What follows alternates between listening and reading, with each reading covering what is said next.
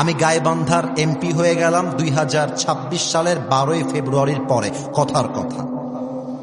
এখন এমপি হওয়ার পরে পার্লামেন্ট থেকে আমার কাছে বাজেটের মনে করেন 10 কোটি টাকা আসলো, কথার কথা। উদাহরণ দিচ্ছি, আমি একটা রোড করলাম কিংবা ব্রিজ করলাম। আল কোরআনের রাজনীতির নিয়ম হচ্ছে ফামান ইয়া'মাল মিসকালা যাররাতিন খায়রান ইয়ারাহ ওয়া মান ইয়া'মাল মিসকালা যাররাতিন শাররান ইয়ারাহ। যাররা পরিমাণ আমলের হিসাব করতে হবে, এটা হচ্ছে আল্লাহর দেওয়া বিধান। আমি যে এমপি সাহেব 10 কোটি পেলাম, 10 কোটি আমি কোথায় ব্যয় করলাম?